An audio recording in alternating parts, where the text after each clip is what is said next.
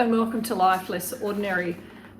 What I wanted to show you this evening was a way to prepare meals in advance. Now, you may have a busy couple of weeks up in front of you, so doing a huge amount of cooking on 1 or 2 days, or making extra when you have some meals that are easy to double or triple, and then freezing those extra parts of that meal means that when you get to some busy points in your life, when life doesn't go quite as you're expecting and you just cannot get to making a meal for everybody, or like what's happening for us, we're going to be away for a couple of weeks, and our older kids that are already out of home are coming to supervise the children during the day and in the evenings as well.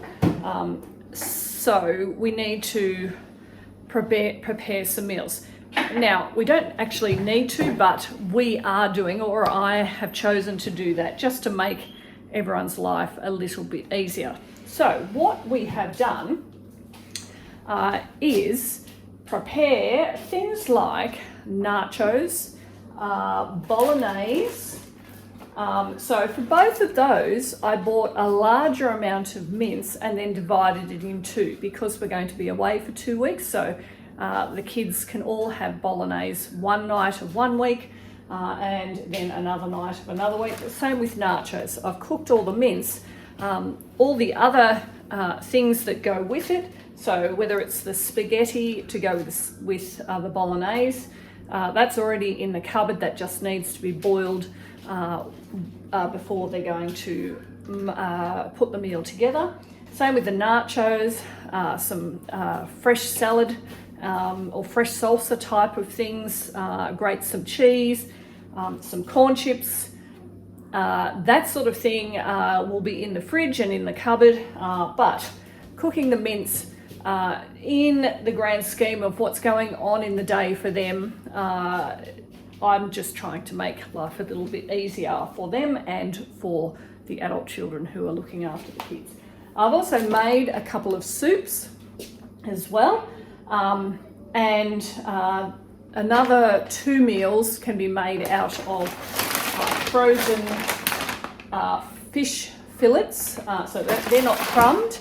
And our kids are actually pretty good at cooking, so they can find a recipe, whether it's on Recipe Tin Eats or in one of our cookbooks, to be able to easily make a nice fish meal on 2 nights in either of those weeks.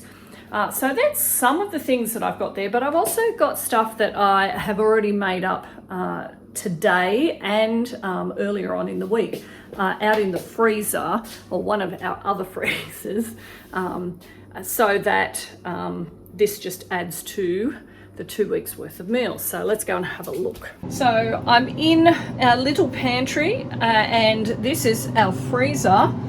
Now, earlier today I made up this curried beef. So this is raw meat that I've diced into large pieces, and I made up this curry sauce. It has honey in it and coconut milk. So I've made up 2 of those for another 2 meals. Then we have this chicken and noodle soup that I made 2 nights ago when we had that for dinner, and I made enough for extras. Then these are our lasagnas that I made earlier in the week. So I've got 2 vegetarian lasagnas, so it has ricotta cheese in it as the protein source, and roasted vegetables. And then up the top here we have 3 beef lasagnas. Now these, they are filled to the top in each one, so they're a nice hearty meal, not like the frozen ones or even the fresh ones that you get in your local grocery store. These have lots of meat in them. So I'm now just putting these extra meals in here so that they're all in the one place, the one freezer, which will make it easier when it comes to whoever is getting the meals out on the day. So let me just put. So what I'm going to do is, because these are fresh ones, so I'm going to lay them flat. Okay, which is what I did with this beef curry one. I laid it flat, and once it was frozen, so this only took 3 hours to get to this stage. So now it's standing up, and I could even stack them. I found that if I stack them now, then they actually stick together. So I don't want to do that. So I try to get them as flat as possible. And that will just make then the eventual storing of them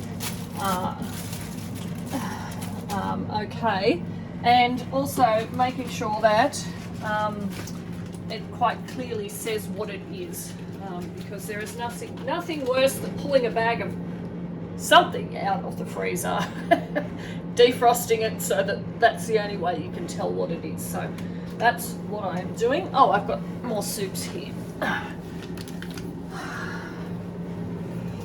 Alright, so I can put that on there, and I'll put this last one up on top of the already frozen lasagnas.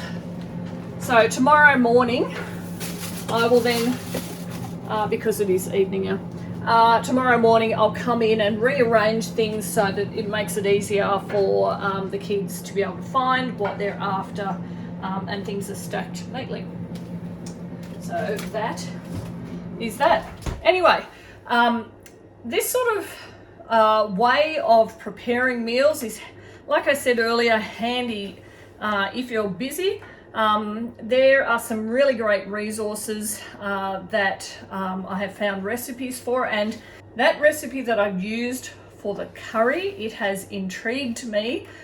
So when we actually get back from holidays, I'm going to research this a little bit more, because trying to put together a curry and have it marinade, there's lots of different meals that would work for, and to be able to just go to the freezer the night before, pull it out, stick it in the fridge and let it defrost overnight and through the day, that just is a no-brainer to me. So for most of these meals, so obviously the lasagnas are going to go in the oven, and I have given instructions to the kids in this particular case that they need to look on our sheet of paper where I've written down what the meals are going to be. They need to look the night before and have a look at what the meal for the next night is, go to the freezer, grab that out, put it in the fridge, so that it can defrost. You can put it in some water, so it's a Ziploc bag, it's sealed. You can put it in some water in the morning of, so it can defrost a little bit more. But like I said, the lasagnas will go in the oven when they're defrosted and then ready to cook. So they'll take about an hour to cook from defrosted, more like an hour 45 from frozen. But all the mince, because the ones that are already cooked, the mince and the nachos, even the soups, they just need to be heated back through. The curry beef, that's the one that has raw meat in it.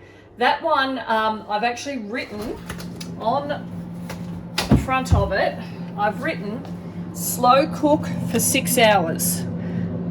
So I have made sure that like everyone's very aware that actually needs to cook for a lot longer. So that will go in the Instapot, or one of the slow cooker. I actually have a couple of them. They're very handy. So that sort of meal, because it's raw, will need to go into the slow cooker and cook for 6 to 8 hours, and then it'll be ready. And the reason why I have more than one of these pressure cookers, slow cookers, is because we actually cook the rice to go with some of those meals in one of these. It's like a 9-in-1. It can do lots of different things. So yeah, there's lots of possibilities. Anyway, if you want to know more about how to cook and prepare these things in advance, make a comment below. That way I can see it, and that might be helpful for me for more content for this channel. But anyway, hopefully that's been helpful to give you some ideas of how to Make extra, freeze, so that when you're not feeling well or just life is not going the way you want it, there are some meals there. You don't have to worry about it. It's there, just defrost, and away you go. Anyway, thanks for joining us as we live our life less ordinary.